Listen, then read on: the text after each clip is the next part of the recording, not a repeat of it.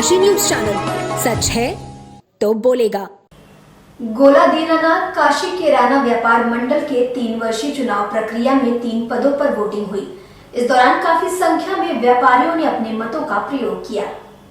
बता दें कि व्यापारियों के हित के लिए अध्यक्ष, महामंत्री व कोषाध्यक्ष के पद के लिए यह चुनाव कराया गया। शाम 6 बजे तक व्यापारियों ने वोट किए, वहीं काउंटिंग के बाद रिजल्ट आएगा। इस दौरान काफी संख्या में व्यापारी वोटिंग स्थल पर पहुंचकर मतदान का हिस्सा बने। संरक्षक मंडल बैजनाथ यादव, शंकर लाल सोमानी आदि की देखरेख में चुनाव संपन्न हुआ। किस तरह का ये चुनाव कहाँ का संपन्न हुआ है? काशी किराना व्यापार मंडल का हो रहा है जी। और बड़े सुचारू रूप से चल रहा है, शांतिपूर्ण ढंग से। कितने प्रत्याशी हैं? हर पद के अध्यक्ष, महामंत्री और कोषाध्यक्ष हर पद के 2-2 प्रत्याशी हैं। कहाँ का ये चुनाव है? ये काशी किराना व्यापार मंडल, गोला दीनानाथ, वाराणसी। तो कब तक इसका निर्णय आ जाएगा? 6 बजे के बाद, 6 बजे तक वोटिंग है, 6 बजे के बाद इसका निर्णय आ जाएगा। किस तरह का ये संपन्न हो रहा है चुनाव? ये हमारे यहाँ काशी किराना व्यापार मंडल का आज व्यापार मंडल का चुनाव है और सकुशल यहाँ चल रहा है। अध्यक्ष, महामंत्री और कोषाध्यक्ष 3 प्रमुख पदों के लिए यहाँ चुनाव आज हो रहा है। क्या कार्य होता है इनका इस चुनाव पे? ये अपने व्यापार मंडल के सभी लोग का ये बहुत सी समस्याएं होती हैं, उन सारी समस्याओं को इनके समक्ष आता है मामला, चाहे वो व्यापारी का हो, चाहे दलाल संघ का हो, चाहे मजदूर संघ का हो। सारी व्यवस्थाओं को यहाँ पर इसको सुचारू रूप से देखा जाता है।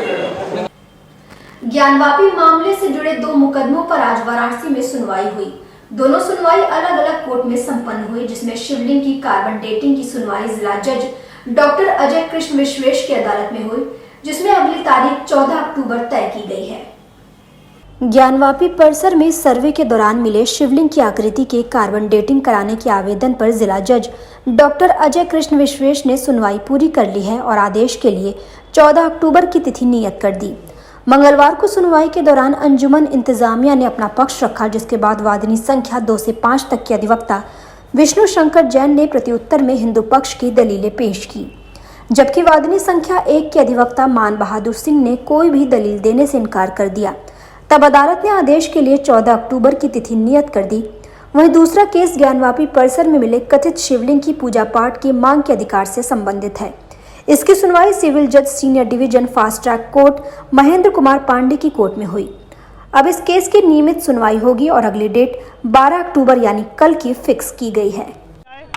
अब इसमें फैसला 14 अक्टूबर को आएगा। 14 अक्टूबर के आदेश आ जाएगा? जी, माननीय न्यायालय ने 14 अक्टूबर को आदेश सुनाने का कहा है और आज फैसला रिजर्व किया गया है। 14 अक्टूबर को फैसला प्रोनाउंस किया जाएगा। आज प्रत्युत्तर दिया गया है। मुस्लिम पक्ष ने ये प्रत्युत्तर दिया कि कार्बन डेटिंग नहीं हो सकती। उसको हमने दोबारा क्लैरिफाई किया कि हम शिवलिंग की कार्बन डेटिंग नहीं मांग रहे हैं और साथ ही साथ उन्होंने ये कहा कि कोर्ट इसमें आदेश पारित करने के लिए सक्षम नहीं है क्योंकि ये केस प्रॉपर्टी का पार्ट नहीं है।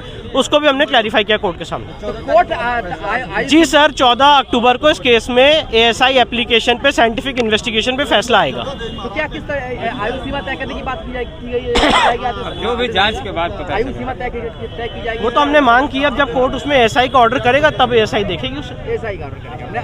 14 अक्टूबर को ये मान लिया जाए कि आदेश उस दिन आ जाएगा। जी बिल्कुल बिल्कुल 14। Thank you. इसके अलावा कोई सुनवाई हुई 110 पे? कोई नहीं, 14 अक्टूबर को माननीय न्यायालय साइंटिफिक इन्वेस्टिगेशन पे अपना फैसला सुनाएगा। 14 अक्टूबर को आज जजमेंट रिजर्व हुआ है।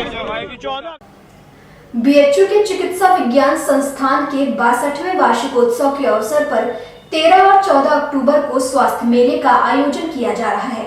यह कार्यक्रम स्वास्थ्य लाभ के साथ ही जागरूकता एवं स्वास्थ्य शिक्षा पर आधारित है, जिसका लाभ समस्त काशी की जनता निःशुल्क उठा सकती है। बता दें कि स्वास्थ्य मेले की जानकारी संयोजक संजीव कुमार गुप्ता द्वारा दी गई। इस स्वास्थ्य मेले का आयोजन 13 से 14 अक्टूबर को सुबह 10 बजे से शाम 5 बजे तक नवीन व्याख्यान कक्ष संकुल चिकित्सा विज्ञान संस्थान में किया जा रहा है। इसमें भिन्न भिन्न विभागों के कुल 72 स्टॉल्स लगाए जा रहे हैं, जिसमें निःशुल्क आधुनिक चिकित्सा के परामर्शदाताओं द्वारा विभिन्न रोगों की पहचान, रोगों का रोकथाम एवं स्वास्थ्य को बचाए जाने हेतु सुझाव दिया जाएगा। गृह मंत्री अमित शाह आज वाराणसी के दौरे पर हैं, जहां उनके साथ मुख्यमंत्री योगी आदित्यनाथ भी आए हैं। इससे पहले वह सुबह के समय वाराणसी इंटरनेशनल एयरपोर्ट से बिहार के छपरा में लोकनायक जयप्रकाश नारायण की जयंती पर आयोजित कार्यक्रम में शामिल होने के लिए गए थे। वहीं कार्यक्रम से वापस वाराणसी आकर सर्किट हाउस में बीजेपी नेताओं संग अहम बैठक किए। बता दें कि सर्किट हाउस में बैठक में आगामी निकाय चुनाव की तैयारियों को अंतिम रूप देने के साथ ही गृह मंत्री पार्टी पदाधिकारियों को जीत का मंत्र दिए। इसके साथ ही गुजरात के विधानसभा चुनाव के प्रचार के लिए वाराणसी के गुजराती समाज के भाजपा नेताओं को जिम्मेदारी भी सौंपी। माना जा रहा है कि वाराणसी से रवाना होने से पहले गृह मंत्री बाबा विश्वनाथ के दरबार में हाजिरी लगाने भी जाएंगे। गौरतलब है कि सुबह के समय वाराणसी इंटरनेशनल एयरपोर्ट से ही अमित शाह बिहार के छपरा में लोकनायक जयप्रकाश नारायण की जयंती कार्यक्रम में शामिल होने के लिए रवाना हो गए थे।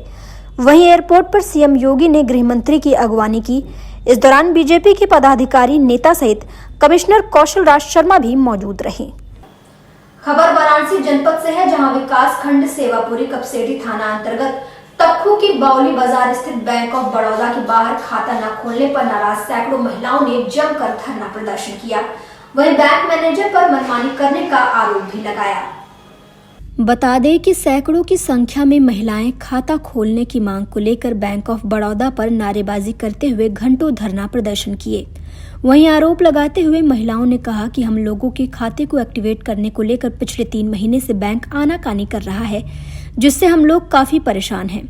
वहीं सभी महिलाओं ने कहा कि जब तक खाता एक्टिवेट नहीं किया जाता तब तक धरना प्रदर्शन जारी रहेगा। हम लोग अडानी फाउंडेशन सेंटर पे हम लोग ट्रेनिंग दिए और ट्रेनिंग के फिर 6 महीने तक हम लोग काम भी करते रहे। और यहाँ पे हमारे जो सर थे यहाँ पे आके अकाउंट हम लोग ने खोला था, लेकिन account sir bank of Baroda और तक्खू की बौली पे।